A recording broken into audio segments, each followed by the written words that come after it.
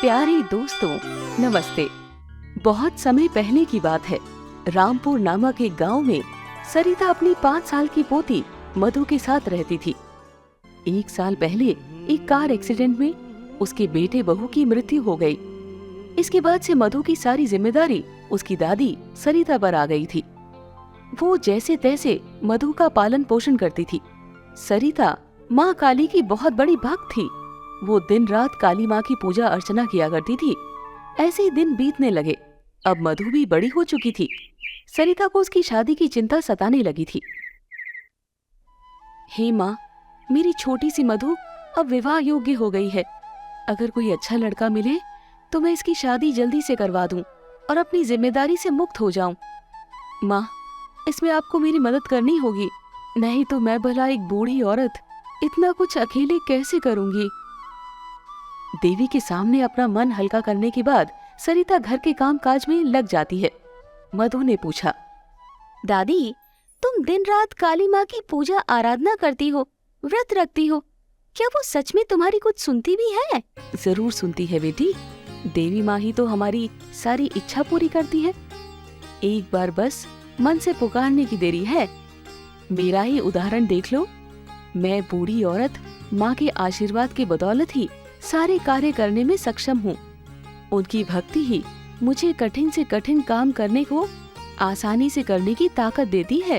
वैसे तो मैं इन सब बातों में नहीं मानती हूँ दादी, लेकिन अगर आपको इतना भरोसा है तो मैं भी आज से देवी माँ की पूजा किया करूँगी। जरूर करना मेरी प्यारी बच्ची, और फिर देखना तेरे लिए अच्छे घर से रिश्तों की लाइन लग जाएगी। मुझे पूरा विश्वास है अपनी देवी माँ पर।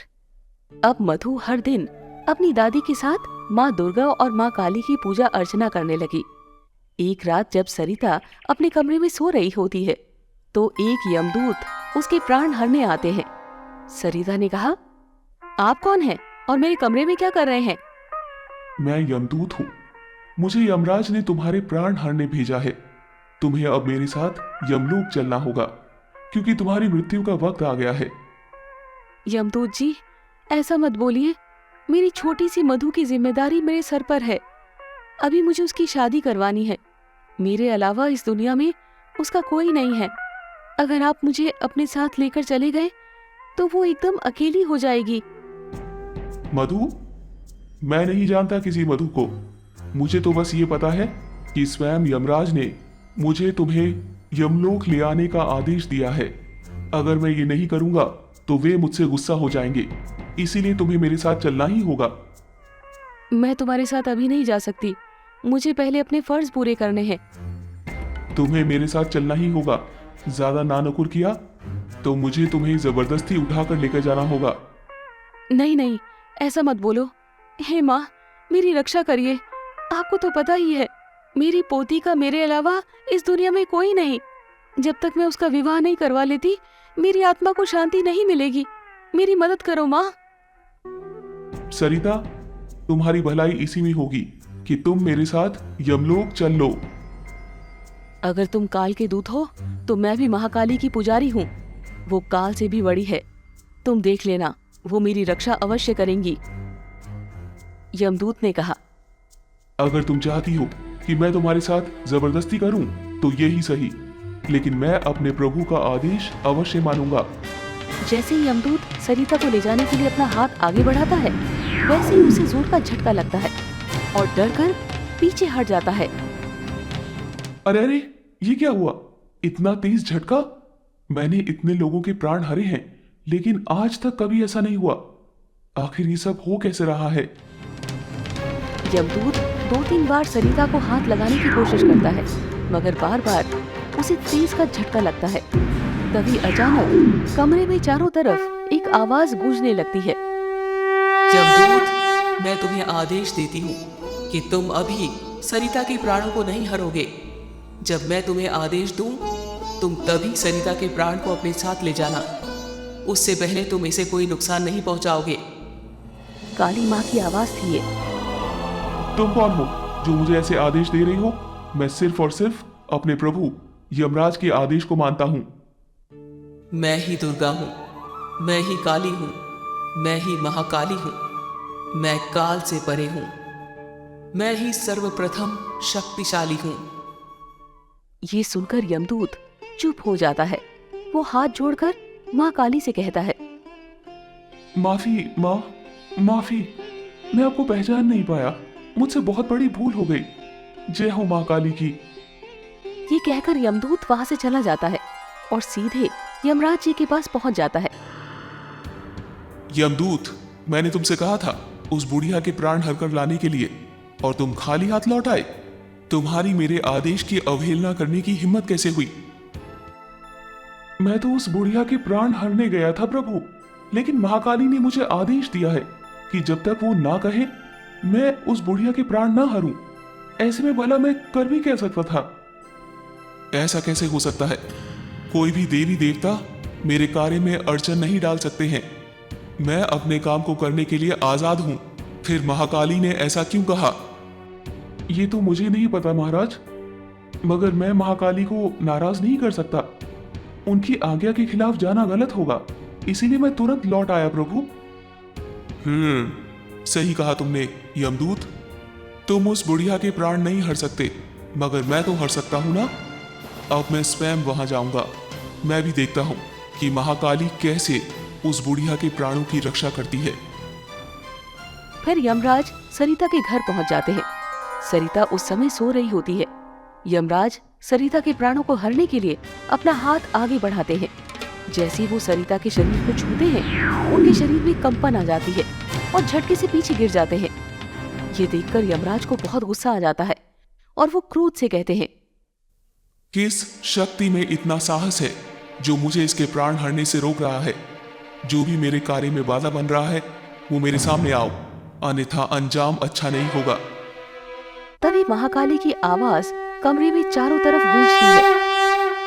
हे यमराज, मैंने आपके यमदूत को ये आदेश देकर वापस भेजा था कि इस बुढ़िया के प्राण मेरी आज्ञा के बिना ना लिए जाए। इसके बावजूद आप यहाँ आ गए। मैं आपसे दोबारा कहती हूँ कि जब तक मेरा आदेश ना हो आप इसके प्राण ना हरें। लेकिन महाकाली, ये विधि का विधान है, कोई भी इसे नहीं रोक सकता, ना ही मैं ना ही आप। ये कहकर यमराज वापस सरिता के प्राण हरने की कोशिश करते हैं और दोबारा से अपना हाथ आगे बढ़ाते हैं।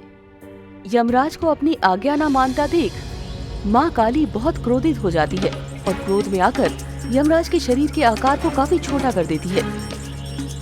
अपने आकार को छोटा हुआ देख यमराज बहुत डर जाते हैं। हे माँ, ये क्या हो गया मेरे शरीर को?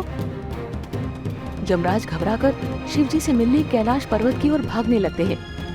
मेरी रक्षा करे महादेव, मेरी रक्षा करे। यमराज सारी घटना भोलेनाथ को बताते हैं। यमराज, आप तो जानते हैं कि माँ दुर्गा समस्त शक्ति है और समस्त सृष्टि की संरचना भी वही करती है। अगर आप महाकाली के इस बंधन से मुक्ति पाना चाहते हैं तो आपको माँ दुर्गा का ध्यान करना होगा, वही आपको इससे मुक्त करा सकती है। ठीक है भगवान, आप जैसा कहते हैं मैं वैसे ही करूंगा। मैं माँ दुर्गा का ध्यान करूंगा। यमराज, कल से नवरात्रि भी शुरू होने वाली है। देवी माँ को प्रसन्न करने के लिए ये 9 दिन बहुत महत्वपूर्ण है। आप माँ दुर्गा के 9 रूपों की आराधना करें। माँ आपके कष्टों का निवारण जरूर करेंगी।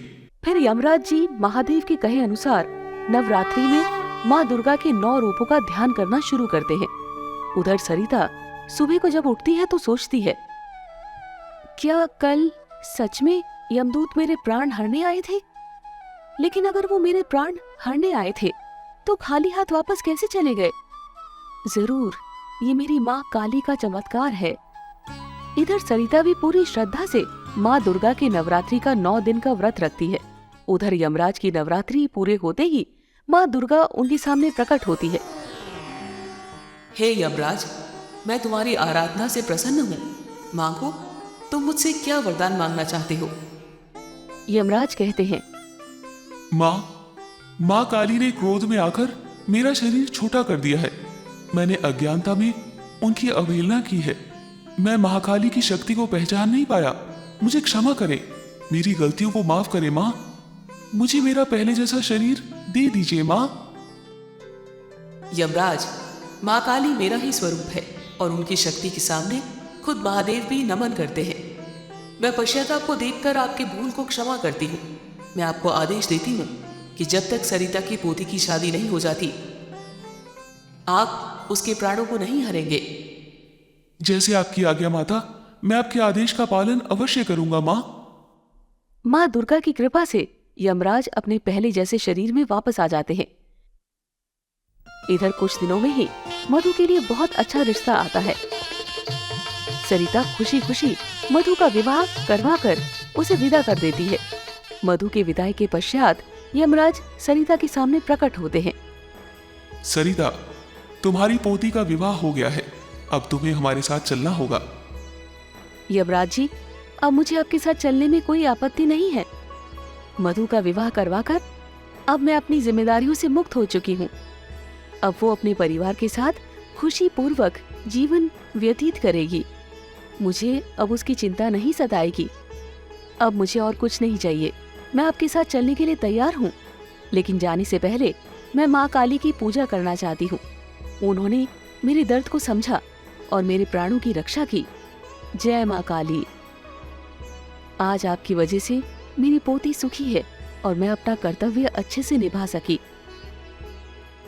इसके पश्चात सरिता अपने घर के मंदिर में माँ काली को प्रणाम करती है और खुशी खुशी यमराज के साथ यमलोक प्रस्थान करती है।